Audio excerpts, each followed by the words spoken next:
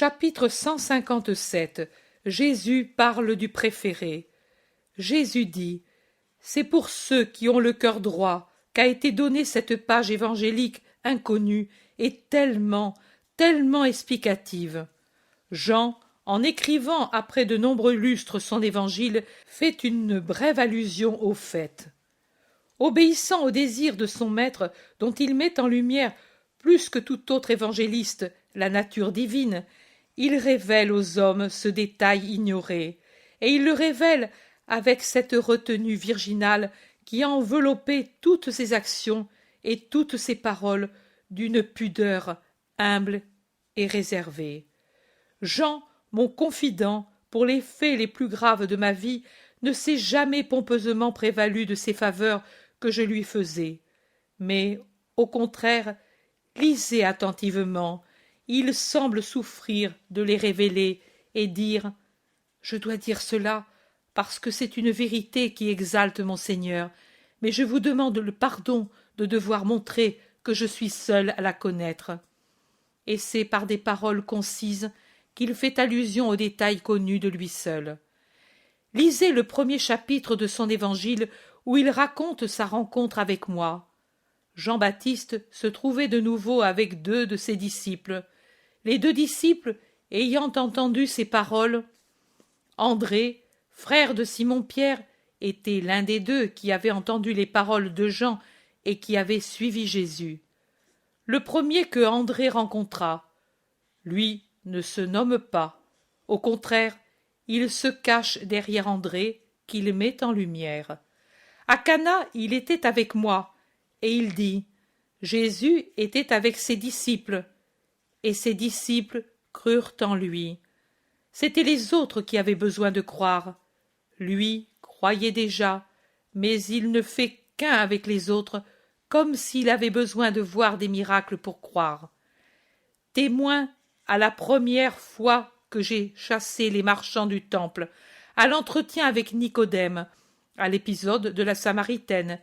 Il ne dit jamais « j'y étais », mais il garde la ligne de conduite qu'il avait prise à Cana, et il dit « ses disciples », même quand il était seul ou avec un autre.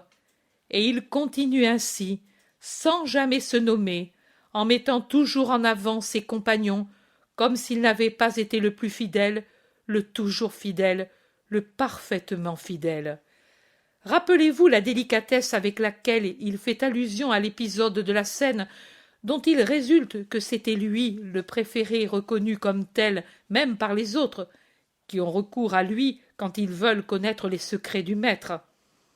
Les disciples commencèrent donc à se regarder l'un l'autre, ne sachant pas à qui le maître faisait allusion. L'un d'eux, le préféré de Jésus, reposait sur sa poitrine. Simon-Pierre lui fit signe et il demanda: « De qui parle-t-il » Celui-ci, appuyé comme il était sur la poitrine de Jésus, lui demanda: « Qui est-ce donc, Seigneur ?» Il ne se nomme pas non plus en tant qu'appelé au Gethsémani avec Pierre et Jacques. Il ne dit pas non plus « J'ai suivi le Seigneur ». Il dit « Simon-Pierre le suivit avec un autre disciple, et cet autre, étant connu par le pontife, entra avec Jésus dans l'atrium du pontife. Sans Jean, je n'aurais pas eu le réconfort de le voir, lui et Pierre, dans les premières heures où je fus arrêté. Mais Jean ne s'en vante pas. Un des principaux personnages dans les heures de la Passion, l'unique apôtre qui ne cessa pas d'y être présent, plein d'amour, plein de pitié, héroïquement présent près du Christ, près de la mer, en face de Jérusalem déchaînée. Il tait son nom, même dans l'épisode saillant de la crucifixion et des paroles du mourant. « Femme, voici ton fils. Voici ta mère. » C'est le disciple, le sans nom, sans autre nom que celui qui a été sa gloire après avoir été sa vocation, le disciple. Devenu le fils de la Mère de Dieu, même après cet honneur, il ne s'exalte pas, et dans la résurrection il dit encore. Pierre et l'autre disciple, auquel Marie de Lazare avait parlé du sépulcre vide, sortirent et allèrent. Ils coururent, mais l'autre disciple courut plus vite que Pierre, et il arriva le premier, et, s'étant penché, il vit, mais il n'entra pas. Trait de suave humilité. Lui, le préféré, le fidèle, il laisse entrer Pierre le premier. Pierre, le chef, bien qu'il eût péché par lâcheté, il ne le juge pas. C'est son pontife. Il le secourt même par sa sainteté, car les chefs eux-mêmes peuvent avoir besoin, et même ont besoin de leurs sujets, pour en être aidés. Combien de sujets sont meilleurs que des chefs? Ne refusez jamais aux sujets saints votre pitié aux chefs qui fléchissent sous un fardeau qu'ils ne savent pas porter ou qui sont aveuglés et enivrés par la fumée des honneurs. Soyez, ô sujets saints, les Cyrénéens de vos supérieurs. Soyez, sois, ô mon petit Jean, car c'est à toi que je parle pour tous les gens qui courent en avant et qui guident les pierres, et ensuite s'arrêtent pour les laisser entrer par respect pour leur charge, et qui, ô chef-d'œuvre d'humilité, et qui, pour ne pas mortifier les pierres, qui ne savent pas comprendre et croire, en arrivent à paraître et à laisser croire qu'ils sont obtus et incrédules, eux aussi, comme les pierres. Lisez le dernier épisode sur le lac de Tibériade. C'est encore Jean qui, en répétant l'acte fait d'autrefois, reconnaît le Seigneur dans l'homme qui est debout sur la rive et, après que l'on eut partagé la nourriture ensemble dans la demande de Pierre, et de celui-ci qu'en sera-t-il? C'est toujours le disciple, rien de plus. Pour ce qui le concerne, lui, il s'anéantit, mais quand il s'agit de dire quelque chose qui fasse resplendir d'une lumière de plus en plus divine le Verbe de Dieu incarné, voilà que Jean relève les voiles et révèle un secret. Secret. Au 6e chapitre de l'Évangile, il dit « S'étant aperçu qu'il voulait l'enlever pour le faire roi, il s'enfuit de nouveau tout seul sur la montagne. Et il fait connaître aux croyants cette heure du Christ pour que les croyants sachent que multiples et complexes furent les tentations et les luttes auxquelles on soumit le Christ en ses diverses qualités d'homme, de maître, de messie, de rédempteur, de roi, et que les hommes et Satan, l'éternel instigateur des hommes, n'épargnèrent aucune embûche au Christ pour le diminuer, l'abattre, le détruire. Contre l'homme, contre le prêtre éternel, contre le maître, aussi bien que contre le Seigneur, montèrent à l'assaut les méchancetés sataniques et humaines larvées de prétextes présentés comme bons. Les passions du citoyen, du patriote, du fils, de l'homme furent toutes piquées ou essayées pour découvrir le point faible sous lequel on ferait levier. Ô mes enfants, vous qui ne réfléchissez qu'à la tentation du début et à la tentation de la fin, de mes fatigues de rédempteur ne vous paraissent fatigues que les dernières, et douloureuses seules les dernières heures, et amères et décevantes les seules dernières expériences. Mettez-vous pour un instant à ma place.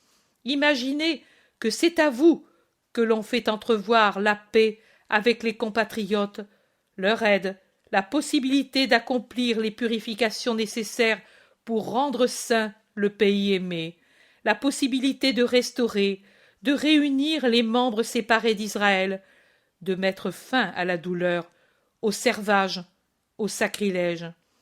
Et je ne dis pas de vous mettre à ma place en pensant que l'on vous offre une couronne. Je vous dis seulement d'avoir pour une heure mon cœur d'homme. Et dites-moi, la proposition séduisante, comment vous aurait-elle laissé? triomphateur fidèle à la divine idée, ou plutôt vaincu? En seriez-vous sorti plus que jamais saint et spirituel, ou vous seriez-vous détruit vous-même en adhérant à la tentation ou en cédant aux menaces?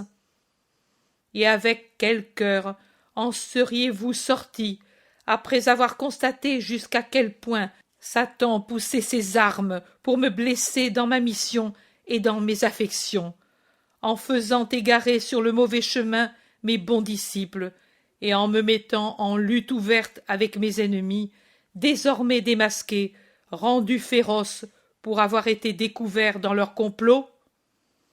Ne restez pas avec le compas et la mesure en main, avec le microscope et la science humaine.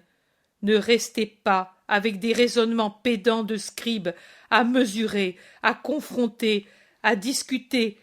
Si Jean a bien parlé, jusqu'à quel point est vrai ceci ou cela? Ne superposez pas la phrase de Jean à l'épisode donné hier pour voir si les circonstances correspondent. Jean ne s'est pas trompé par faiblesse sénile, et le petit Jean ne s'est pas trompé par faiblesse de malade. Ce dernier a dit ce qu'il a vu. Le grand Jean, de nombreux lustres après les faits, a raconté ce qu'il savait, et avec un fin enchaînement des lieux et des faits, a révélé le secret connu de lui seul de la tentative, non sans malice, de couronnement du Christ. C'est à Tariché, après la première multiplication des pains, que prit naissance dans le peuple l'idée de faire du rabbi de Nazareth le roi d'Israël. Il y avait là Manahan, le scribe, et plusieurs autres qui, imparfaits encore dans leurs esprits, mais d'un cœur honnête, recueillent l'idée et s'en font les propagateurs pour honorer le maître, pour mettre fin à la lutte injuste contre lui. C'était une erreur dans l'interprétation des Écritures, erreur répandue dans tout Israël, aveuglé par des rêves de royauté humaine et par l'espoir de sanctifier la patrie souillée par beaucoup de choses. Et beaucoup, comme c'était naturel, adhérèrent à l'idée avec simplicité. Un grand nombre feignirent sournoisement d'y adhérer pour me nuire. Ces derniers, unis par leur haine pour moi, oublièrent les haines de caste qui les avaient toujours tenus divisés, et s'allièrent pour me tenter, afin de donner une apparence de légalité au crime que déjà ils avaient décidé dans leur cœur. Ils espérèrent de ma part une faiblesse, de l'orgueil, cet orgueil et cette faiblesse, et par suite l'acceptation de la couronne qu'ils m'offraient aurait justifié les accusations qu'ils voulaient lancer contre moi. Et ensuite, ils s'en seraient servis pour donner la paix à leurs esprits sournois, et pris de remords parce qu'ils se seraient dit, en espérant de pouvoir le croire, c'est Rome, pas nous, qui a puni l'agitateur nazaréen. L'élimination légale de leur ennemi, tel était pour eux leur sauveur. Voici les raisons de cette tentative de proclamation.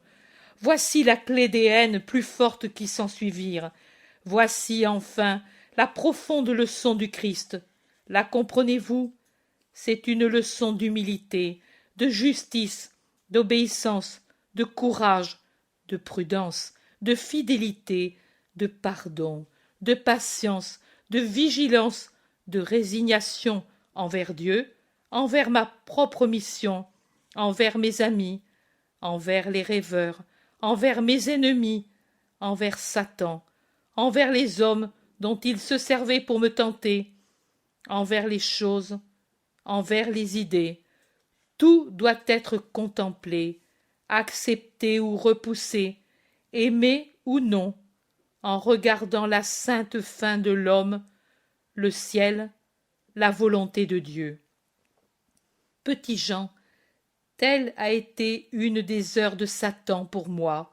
Comme le Christ les a eues, ainsi les ont les petits Christ. Il faut les subir et les surmonter sans orgueil et sans découragement. Elles ne sont pas sans but, sans un but qui est bon. Ne crains pas, cependant.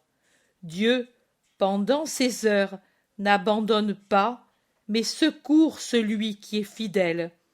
Et ensuite descend l'amour pour faire des fidèles des rois. Et en outre encore, une fois finie l'heure de la terre, les fidèles montent au royaume dans la paix pour toujours, victorieux pour toujours. Ma paix, petit Jean, couronné d'épines, ma paix, paix, paix.